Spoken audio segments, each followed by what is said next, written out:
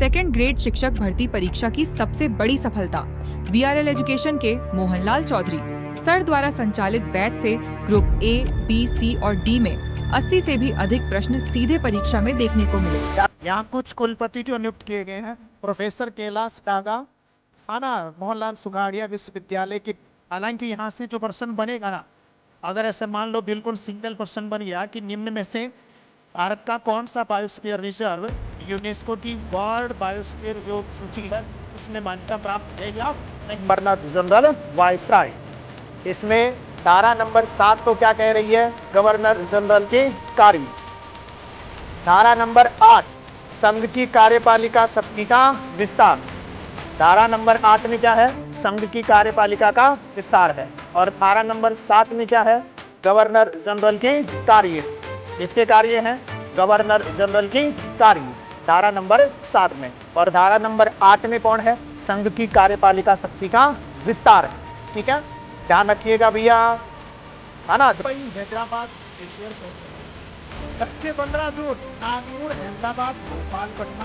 ये इसलिए याद करना है कि एनसीईआरटी में दिया था। 15 जून से 1 जुलाई जयपुर, जयपुर, लखनऊ, दिल्ली, चंडीगढ़। और 15 जुलाई अध्यक्ष सहित 4 सदस्य होते हैं। पहला कथन, अध्यक्ष और सदस्य सचिव सहित 4 सदस्य होते हैं। दूसरा कथन, आयोग की अध्यक्ष केवल महिला ही हो सकती है। तीसरा कथन। चौथा, 4 सदस्यों में से एक एससी, एक एसटी और एक अन्य पिछड़ी जाति की महिला सदस्य होगी। उपयुक्त में से सत्य कथन या कथनों का चयन कीजिए।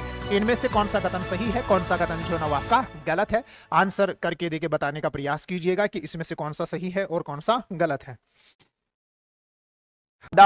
यहाँ कुछ कुलपति जो नियुक्त किए गए हैं, प्रोफेसर कैलाश डागा, मोहनलाल सुखाड़िया विश्वविद्यालय के।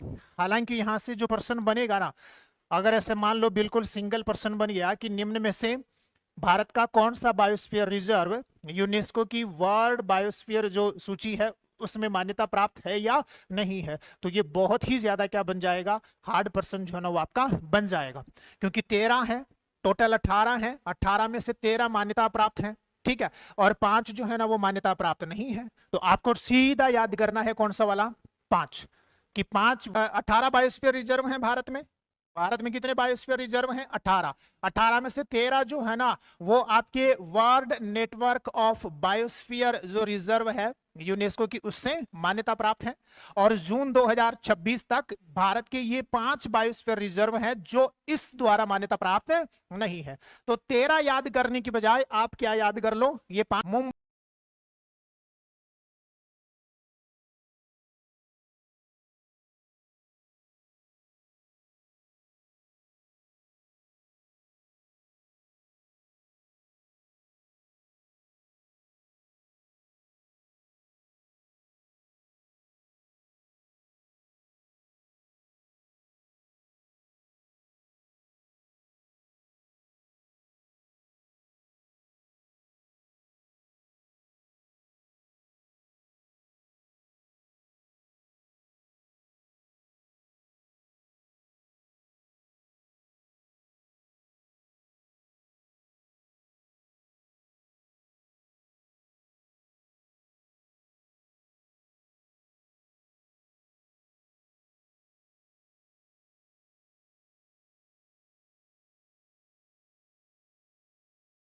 राजस्थान सबसे लास्ट में, ठीक है ना। ये तो मैंने गई 22 डिग्री उत्तरी अक्षांश पर और अधिकतम आ जाएगी आपकी 30 डिग्री उत्तरी अक्षांश पर। तो ये क्या कह रहा है, भारत में सितंबर माह में पूर्वी जेट स्ट्रीम कहां होती है, तो 22 डिग्री उत्तरी अक्षांश पर होती है।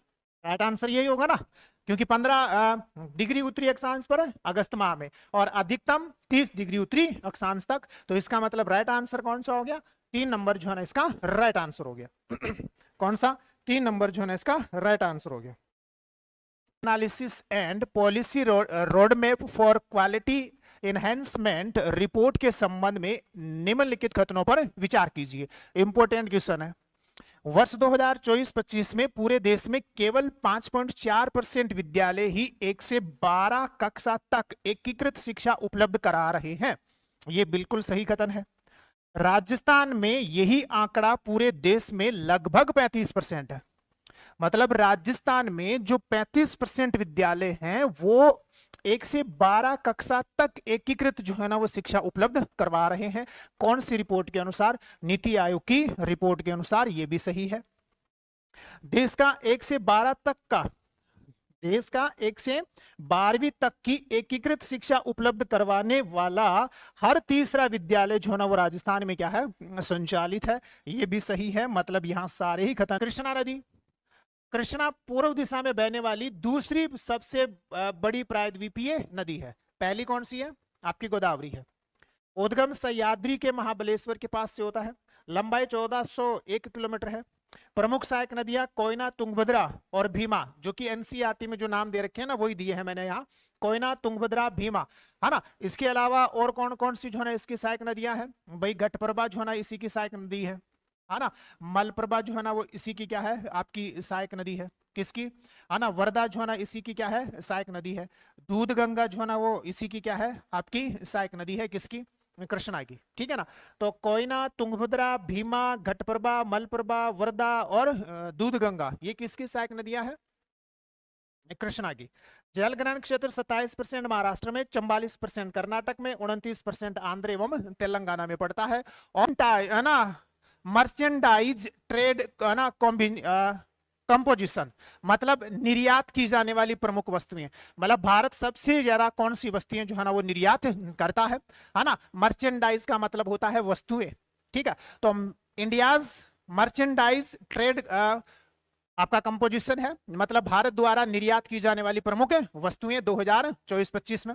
तो भारत सबसे ज्यादा निर्यात करता है पेट्रोलियम प्रोडक्ट्स, है ना। कुल निर्यात में, मतलब जितनी वस्तुएं अपन निर्यात करते हैं उसका 14.48% कौन है? पेट्रोलियम प्रोडक्ट्स है। ठीक है। 2 नंबर पर है टेलीकॉम इंस्ट्रूमेंट, है ना, इंस्ट्रूमेंट्स। पहला कौन सा? Petroleum products. दूसरा कौन सा? Telecom instruments. तीसरा कौन सा? Drugs formulation and biologicals. और चौथा कौन सा है? पर्ल, है ना, प्रीसियस एंड सेमी प्रीसियस। दिया करो। तो इस क्वेश्चन का आंसर कौन सा होगा? देखो यहां, है ना, सितंबर 2024 में 10,900 करोड़ रुपए, है ना, के परिव्यय के साथ शुरू हुई है। बिल्कुल सही बात है। इसका उद्देश्य क्या है? इसका उद्देश्य है E2W। E2W क्या होता है अभी बताऊंगा। E2W और E3W के लिए मांग प्रोत्साहन, बुनियादी ढांचे को चार्ज करने, है ना, परीक्षण के उन्नयन के वित्त पोषण के साथ साथ जो ई ट्रक और आपके कौन सी है ई एम्बुलेंस जैसी सेवाएं है ना, उसको इसमें सहायता प्रदान की जाती है। तो ये दूसरा कथन भी क्या है? सही है। मतलब 1 और 2, एक ऑप्शन आ जाएगा। ए नंबर जो है ना आपका राइट आंसर हो जाएगा। दोनों ही कथन यहाँ क्या है? सही है ना। अब चलो आ जाओ, इस योजना के बारे में थोड़ी सी बात कर लेते हैं। ये रही आपकी कौन सी स्कीम? आंध्र प्रदेश, कुर्नूल आंध्र प्रदेश, कुड़प्पा आंध्र प्रदेश, है ना, राजनांदगांव छत्तीसगढ़, और ये फ्लोटिंग सौर ऊर्जा पार्क झारखंड, पावागढ़ कर्नाटक, है ना, कासरगोड केरल, कासरगोड पवन ऊर्जा सौर ऊर्जा पार्क केरल, रीवा सौर ऊर्जा पार्क मध्य प्रदेश, है ना, दौन, ध्यान से देखो, दौन देचा सौर ऊर्जा पार्क महाराष्ट्र, वांकल सौर ऊर्जा पार्क मिजोरम, जालौन सौर ऊर्जा पार्क उत्तर प्रदेश। जो प्रमुख सौर ऊर्जा पार्क है वापस से देख लो। आधार पर निम्नलिखित में से कौन से आधार हैं जिसके आधार पर राजस्थान सरकार महिला आयोग के अध्यक्ष व सदस्यों को कार्यकाल पूरा होने से पहले भी हटा सकती है? वो कौन से आधार हैं? दिवालिया घोषित होने पर, बिना आयोग की अनुमति के लगातार आयोग की 3 बैठकों में अनुपस्थित रहने पर, या अन्य कोई लाभ का पद धारण करने पर। तो मेरे अनुसार तो आप बता दोगे कि दिवालिया होने पर भी है ना, और बिना सूचना के लगातार 3 बैठकों में जो है ना वो आपके अनुपस्थित होने पर भी है, और अन्य कोई लाभ का पद धारण कर ले तो भी है। तो यहाँ तीनों के तीनों जो है ना वो आपके क्या है? सही है ना। धारा 8 के अनुसार राज्य सरकार आयोग के अध्यक्ष एवं सदस्यों को निम्नलिखित दशा में जो है ना वो पद से हटा सकती है। अगर आयोग का अध्यक्ष व सदस्य जो है ना वो दिवालिया घोषित हो जाए, या किसी अपराध का दोषी जो है ना उसको ठहरा दिया जाए, उनको ठहरा दिया जाए अध्यक्ष एवं सदस्यों को, तो राज्य सरकार समय से पहले हटा सकती है। कार्य करने से मना करने या कार्य करने में असमर्थ होने पर अध्यक्ष एवं सदस्यों को राज्य सरकार हटा सकती है। आयोग से अनुपस्थित रहने की इजाजत लिए बिना आयोग की लगातार 3 बैठकों में, ध्यान रखना, अनुपस्थित रहने पर राज्य सरकार अध्यक्ष एवं सदस्य को समय से पहले हटा सकती है। सरकार की राय में अध्यक्ष या सदस्य द्वारा अन्य कोई लाभ का पद धारण कर ले तो भी क्या कर सकती है राज्य सरकार, जो ना इनको समय से पहले हटा सकती है। पहला कथन ये कह रहा है कि राजस्थान राज्य विधिक सेवा प्राधिकरण के वर्तमान में न्यायमूर्ति संजीव प्रकाश शर्मा मुख्य संरक्षक और कार्यकारी अध्यक्ष हैं। ठीक है, पहला कथन ये है। दूसरा, राजस्थान उच्च न्यायालय के मुख्य न्यायाधीश प्राधिकरण के मुख्य संरक्षक होते हैं। बताइएगा इनमें से कौन सा सही है, कौन सा गलत है? बता सकते हो क्या कौन सा सही है, कौन सा गलत है? दृष्टि क्या कह रही है? हाँ, डी आंसर, धाकड़, दृष्टि धाकड़। बता सकते हो? तो यहां देखो, यहां दोनों ही कथन आपके क्या है, सही है। यहां दोनों ही कथन क्या है, सही है। राजस्थान राज्य विधिक सेवा 2025-26 के अनुसार वर्ष 2022 से 24 के दौरान वैश्विक प्रत्यक्ष विदेशी निवेश में सेवाओं का औसतन हिस्सा रहा 53.5%। मतलब ये बात इस बात को प्रमाणित करती है कि भारत में जितना भी प्रत्यक्ष विदेशी निवेश होता है, एफडीआई जितना भी आता है, उसका अधिकांश हिस्सा जो है ना वो किसमें लगता है, सेवाओं में लगता है। मतलब भारत में जो एफडीआई आता है वो कहां निवेश किया जाता है, सेवा सेक्टर में निवेश किया जाता है। ठीक है, और सेवा सेक्टर में भी कहां निवेश किया जाता है, पढ़ो, ऊर्जा, गैस आपूर्ति, सूचना एवं संचार, निर्माण, परिवहन को कुल मिलाकर देखो यहां ध्यान से, एक तो कौन है, ऊर्जा, गैस आपूर्ति, सूचना और संचार आ गया, है ना, और निर्माण और परिवहन अवसंरचना से संबंधित आ गया, डिजिटल सेवाओं से संबंधित आ गया है, को कुल मिलाकर सेवाओं के प्रत्यक्ष विदेशी निवेश का 88% से ज्यादा हिस्सा प्राप्त होता है। कितने परसेंट से? 88% से ज्यादा हिस्सा प्राप्त होता है। मतलब इंपोर्टेंट क्वेश्चन है और एमएसएमई सेक्टर पर 1% था ना, मिला को जरूर। आ जाओ देखो, देश के विनिर्माण में लगभग 35.4% का योगदान एमएसएमई सेक्टर का, ठीक। निर्यात में 48.58% का योगदान, ठीक। सकल घरेलू उत्पाद में कितने परसेंट का योगदान? 31.1% का योगदान। 32.82 करोड़ से अधिक लोगों को रोजगार, है ना, रोजगार देने वाला, यहां कर लेना, रोजगार देने वाला कृषि के बाद दूसरा सबसे बड़ा नियोक्ता है ना, सबसे बड़ा नियोक्ता। इंपोर्टेंट क्वेश्चन है, पहले बता दिया है, पढ़ो। भारत के एमएसएमई सेक्टर के संदर्भ में निम्नलिखित कथनों पर विचार कीजिए। ये दूसरा महत्वपूर्ण क्वेश्चन है भैया, सेमी इसके बाद में, है ना, मतलब महत्वपूर्ण क्वेश्चन है भारत के एमएसएमई सेक्टर के बारे में, जो ना वो फटाफट चर्चा करो, देखिए कौन सा इसमें सही आंसर आएगा और आंसर देने का प्रयास भी किया करो, है ना। तो कौन सा सही आंसर आएगा, देखो यहां, देश के विनिर्माण में 35.4% का योगदान है एमएसएमई का, तथा निर्यात में 48.58% का योगदान है। योगदान देता है कौन? एमएसएमई। बिल्कुल सही बात है, ध्यान से देख लेना। देश के विनिर्माण में एमएसएमई सेक्टर का योगदान 35.4% का है, तथा देश के निर्यात में 48.58% का योगदान है किसका? एमएसएमई सेक्टर का, ठीक है ना। तो पहला कथन सही है। यह 32.82 करोड़ से अधिक लोगों को रोजगार देने के साथ देश में सबसे बड़ा नियोक्ता है, मतलब सबसे बड़ा रोजगार प्रदाता सेक्टर है। क्या यह लाइन सही है? यहां तक तो सही है। यह 32.82 करोड़ से अधिक लोगों को रोजगार देता है, ठीक है ना। परंतु रोजगार देने के साथ यह देश का सबसे बड़ा नियोक्ता नहीं है। ये कृषि के बाद दूसरा सबसे बड़ा क्या है? नियोक्ता है। किसके बाद? कृषि के बाद, ठीक है ना, ध्यान रखना, कृषि के बाद दूसरा सबसे बड़ा। तो इसका मतलब सबसे पहले कौन सा आ जाएगा? सबसे पहले ना आपके आ जाएंगे जय नारायण व्यास, 1 नंबर आएगा। तो 1 नंबर यहां भी है, यहां भी है। फिर 2 नंबर पर जो है वो आपके आएंगे 4 नंबर वाला, तो ये वाला आंसर हो गया, मतलब, है ना। फिर आपके जगन्नाथ पहाड़िया और उसके बाद में हीरालाल देवपुरा, मतलब कौन सा आंसर हो जाएगा? 4 नंबर जो है ना इसका राइट आंसर हो जाएगा। कौन से नंबर का? 4 नंबर जो है ना इसका राइट आंसर हो जाएगा। ध्यान रखिएगा, इसी प्रकार के लेटेस्ट प्रश्न आपके बन रहे हैं।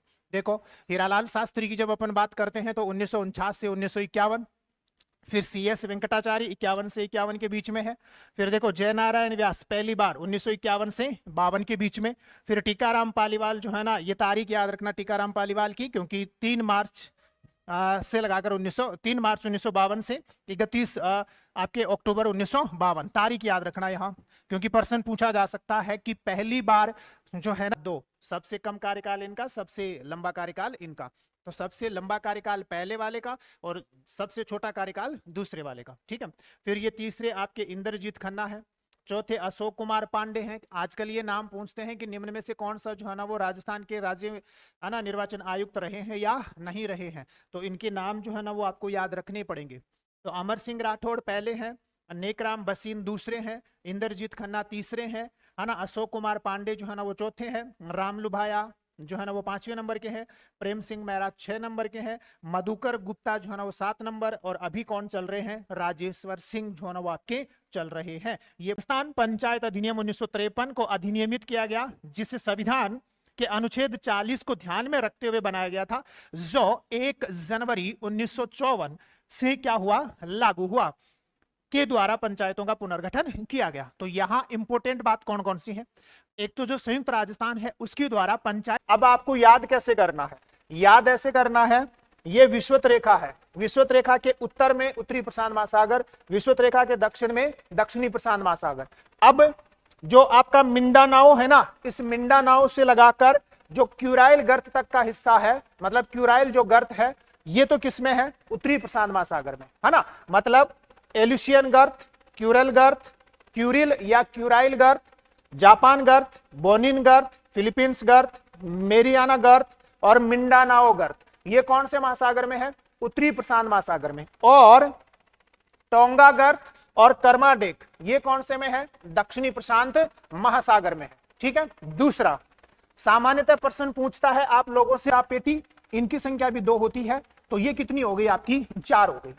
अब यहां से एक प्रश्न क्या बनेगा, यहां से एक प्रश्न आपका यह बनेगा कि अगर पृथ्वी गतिजन्य वायुदाब पेटी का मतलब क्या है, पृथ्वी की घूर्णन गति के कारण से, है ना, किसके कारण से, पृथ्वी की घूर्णन गति के कारण से उत्पन्न होने वाली वायुदाब पेटियां, वो है गतिजन्य, और तापमान के कारण से उत्पन्न होने वाली वायुदाब पेटियां। तो पृथ्वी की घूर्णन गति के कारण से उत्पन्न होने वाली वायुदाब पेटियां कितनी है, 4, और तापमान के कारण से उत्पन्न होने वाली वायुदाब पेटियां कितनी है, 3। तो टोटल कितनी वायुदाब पेटियां हैं, 7। एक प्रश्न तो ये आपका बन गया। दूसरा, ये 4 वायुदाब पेटियां किसके कारण से बनती हैं, पृथ्वी की घूर्णन गति के कारण से बनती हैं। यदि पृथ्वी घूर्णन करना बंद कर दे तो इन 4 वायुदाब पेटियों की उत्पत्ति नहीं होगी, और धरातल के ऊपर कितनी वायुदाब पेटियां ही रहेंगी, ये 3 वायुदाब पेटियां ही रहेंगी, दिक्कत नहीं। इनमें से असंगत कौन सा है, फोर्टूला दर्रा, मतलब फोर्टूला दर्रा, फेटूला नहीं लिखा हुआ, अगर आपको आ जाए तो ऐसे लिखा आएगा फोर्टूला दर्रा, ठीक है। तो जो आपका फोर्टूला दर्रा है ये जास्कर श्रेणी का दर्रा है, कोई दिक्कत नहीं। खरदुंगला जो दर्रा है जो कि सबसे ऊंचा ना वो मोटर गाड़ी चलाने योग्य दर्रा है, लद्दाख श्रेणी, सही है, कोई दिक्कत नहीं। जोजिला जो दर्रा है ये महान हिमालय का है, बिल्कुल कोई दिक्कत नहीं है ना, ये थोड़ा सा गड़बड़ यहाँ है। बनिहाल जो दर्रा है लघु हिमालय का है, सही है, इसमें तो सारे सही है, मतलब है ना, इसमें क्या हो गए आपके सारे ही जो है ना वो क्या है, सही है, इसमें कोई जो है ना वो असंगत नहीं है, ठीक है ना। तो थोड़ा मिसप्रिंट हुआ है। फोर्टूला जो दर्रा है ये जास्कर श्रेणी का है, खरदुंगला जो है ना लद्दाख का है, जोजिला जो है ना वो महान का है, बनिहाल जो है ना वो लघु हिमालय मतलब पीर पंजाल श्रेणी का दर्रा है। तो ये सारे क्या है आपके सही है, ठीक है ना, इसमें कोई जो है ना वो आपका है। योजना है, सबसे महत्वपूर्ण योजना है, ध्यान रखना, सकल घरेलू उत्पाद में विनिर्माण क्षेत्र का योगदान 25% तक बढ़ाना, बिल्कुल सही बात है, ये ध्यान रख लेना, इसको रट लेना, 25% तक बढ़ाना सबसे महत्वपूर्ण है। 4.3 करोड़ रोजगार के नए अवसर सर्जित करना, ये इसका लक्ष्य है। वस्तु निर्यात और सेवा निर्यात 1.2 ट्रिलियन अमेरिकी डॉलर तक बढ़ाना, मतलब भारत का जो वस्तु निर्यात है और सेवा निर्यात, इन दोनों को, है ना, इन दोनों का जो निर्यात है वो 1.2 ट्रिलियन अमेरिकी डॉलर तक बढ़ाना। ये गलत हो गया है, ये क्या हो गया है, गलत हो गया है। इसमें पहला कथन सही है, दूसरा कथन जो है ना इसमें क्या है, सही है। इसमें केवल कौन से कथन सही है, 1 और 3 ही जो है ना वो यहां सही है। क्यों, क्योंकि यहां वस्तु जो निर्यात है ना उसी को कितना बढ़ाना है, 1.2 ट्रिलियन डॉलर तक बढ़ाना है। ठीक है, हो गया आपका काम। 2014-15 से 2024-25 के बीच तिलहन का क्षेत्र 18% से अधिक बढ़ा है। उत्पादन क्षेत्र में 55% की वृद्धि हुई है। उत्पादकता में करीब 31% का क्या हुआ है, सुधार हुआ है। हालांकि इतना कोई स्पेशल नहीं है, ठीक है ना। ये very important, very very important, ध्यान से देखो। आयातित का 2025-26 के अनुसार सबसे पहले यही आंकड़ा है ना। दिसंबर 2025 तक गैर जीवाश्मीय ईंधन स्रोतों से विद्युत स्थापित जो क्षमता है वो कितनी है ना। कौन से वाले स्रोतों से, गैर जीवाश्मीय ईंधन स्रोतों से विद्युत स्थापित जो क्षमता है, मतलब भारत की जितनी कुल विद्युत स्थापित